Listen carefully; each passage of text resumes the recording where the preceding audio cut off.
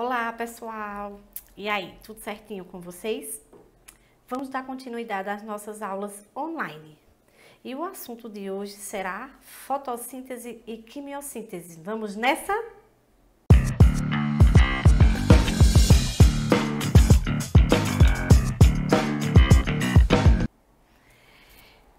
Certo. E o que seria essa fotossíntese? Então, fotossíntese é um fenômeno biológico, certo? Que ocorre nas plantas, que é o alimento das plantas, certo? Ocorre também nos cloroplastos eucariontes. O que são eucariontes? É aquela que tem núcleo, tá certo? São as plantas, no caso, são seres que têm núcleo, tá? A planta, ele é um ser vivo que tem núcleo. Quando eu digo que tem núcleo, é um ser eucarionte, certo? Um ser complexo. Pode também estar presente em alguns procariontes fotossintetizantes, no caso, aqueles que vivem em ambientes aquáticos, certo? Essa fotossíntese seria uma fonte primária de energia luminosa, certo? No caso, a fonte primária de energia luminosa seria o Sol. Na realidade, o Sol é que ajuda na fotossíntese nas plantas, certo? Essa fotossíntese, ela ocorre nas folhas das plantas, em uma estrutura que tem dentro da folha chamada de estômatos, que não é vista a olho nu, só através do microscópio eletrônico, certo?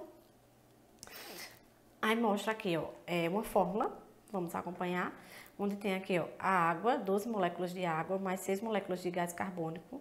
Com a ação da luz e a clorofila, ela vai formar uma molécula de açúcar, mais água, mais oxigênio, tá certo? Então, ela transforma o gás carbônico em oxigênio, certo? E essa luz, ela faz com que a planta ela gere essa glicose, no caso, esse açúcar, que é a fonte de energia dela, ok?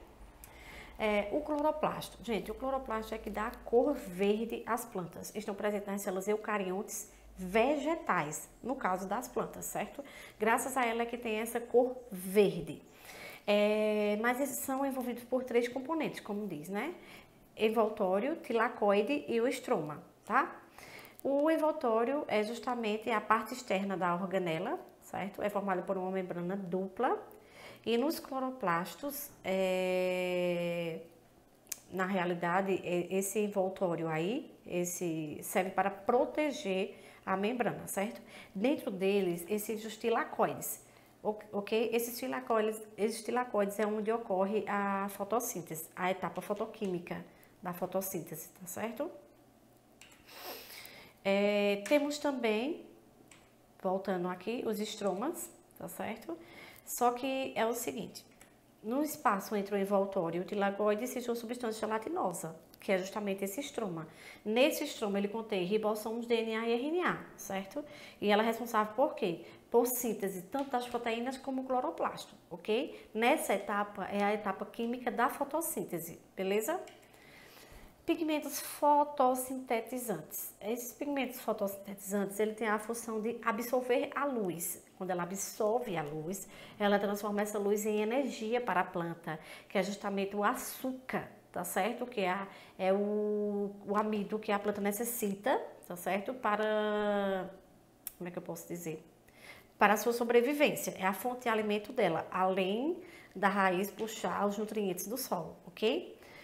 Outra coisa também, dependendo dos grupos de vegetais, existem alguns pigmentos mais abundantes, que são os carotenos, as xantofilas, ficobilinas e clorofilas, certo?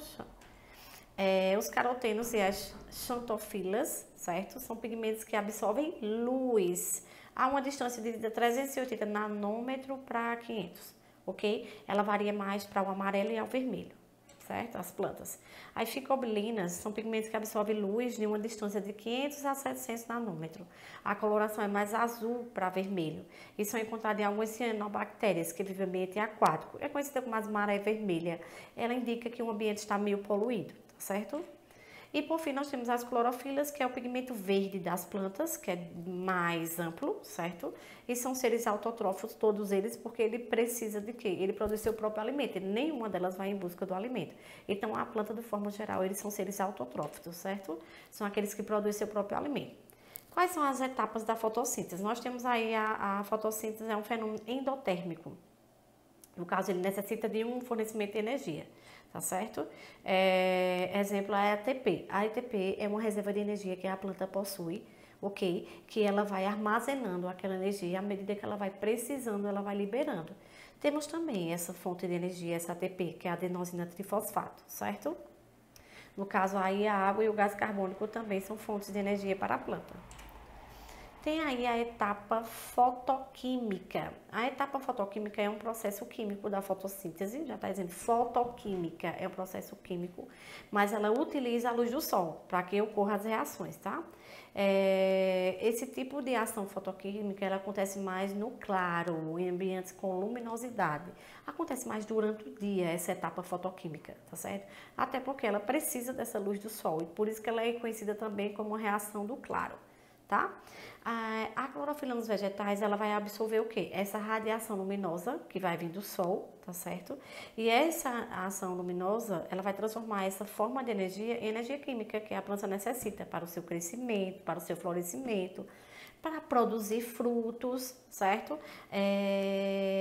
Mas esse benefício que ocorre na planta não é só para a planta, serve também para os animais, para o homem em si também, de uma forma geral, porque a partir do momento que a planta absorve essa energia e a partir do momento que consumimos, ou o animal consome, a gente consome um animal que consumiu aquela planta, estamos consumindo essa fonte de energia também, certo? Pode ser de forma direta, diretamente da planta, como indireta, no caso de algum produtor que consumiu aquela planta, certo?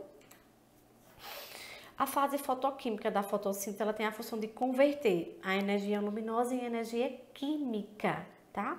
Aí ele diz, quando a luz incide em uma molécula de clorofila, essa incidência ela vai absorver parte da energia luminosa, certo? Que vai permitir a reação do gás carbônico como água, vai produzir, além disso, carboidratos e daí vai liberar o quê? O oxigênio. Então temos aqui, ó, 6 moléculas de gás carbônico mais 6 moléculas de água, mais o calor que é gerado, ela vai liberar justamente esse açúcar, tá? E o oxigênio, a planta. Então ela vai absorver esse gás carbônico e ela vai transformar esse gás carbônico absorvido pela natureza, absorvido da natureza, em oxigênio. Então ela libera, certo? Então é justamente esse oxigênio que vamos consumir, ok? E a etapa química, né? No caso, a etapa luminosa foi transformada em etapa química. Nessa parte aqui, ela é conhecida como fase escura, porque ela não ocorre durante o dia, certo? Ela pode ocorrer tanto na presença como na ausência de luz. Ela não necessita necessariamente dessa luz para absorver essa etapa, para transformar em essa etapa, porque ela pode ser feita em um ambiente que não tenha nenhuma iluminação, certo? Então ela não depende da luz, como vimos anteriormente nessa etapa da fotossíntese, certo? Ela vai ocorrer no estroma, esse estroma está presente nas folhas, tá certo? Que a gente viu uma estrutura gelatinosa, onde está presente o RNA, o DNA e algumas proteínas, certo? E ela depende diretamente de algumas substâncias durante essa fase fotoquímica. Então, é uma fase que não necessita diretamente de uma luz. Ela pode ocorrer em ambientes que não têm essa luminosidade, ok? As reações que ocorrem nessa etapa usam a energia captada dessa fonte luminosa e armazenada nessas moléculas de ATP, essa adenosina trifosfato, que é justamente um reservatório, certo, de energia que a planta necessita, ok?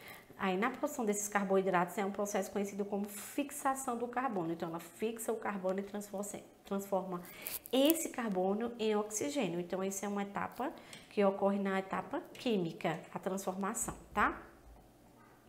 A etapa fotoquímica, nós temos aí a fotofosforilação, certo? Que é a transformação de uma energia luminosa em energia química, certo? E essa energia luminosa ela vai ser armazenada em uma molécula de ATP.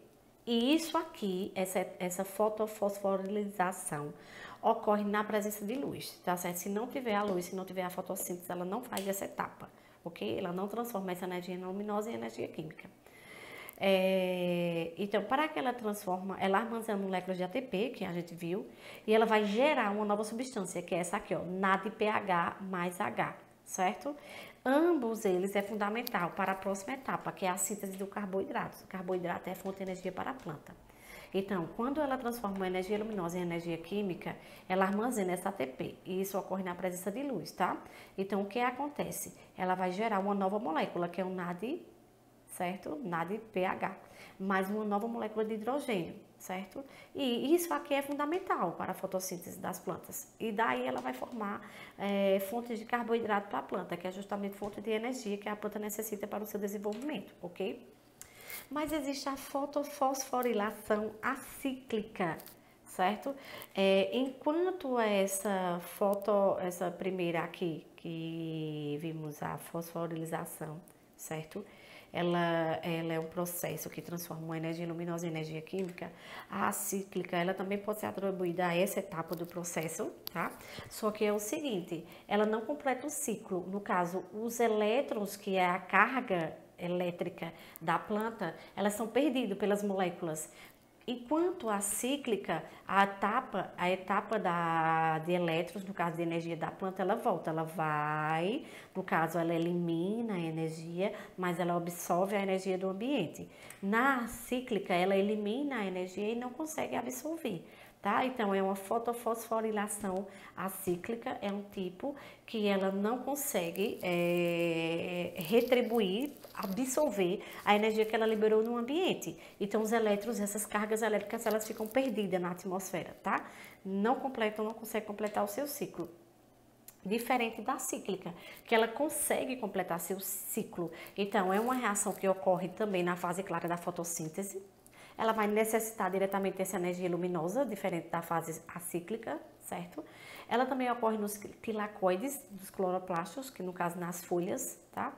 E no caso, esses elétrons, eles não se perdem na atmosfera, eles voltam para a folha consegue absorver, então ela vai e volta, tá certo? Essa energia da planta.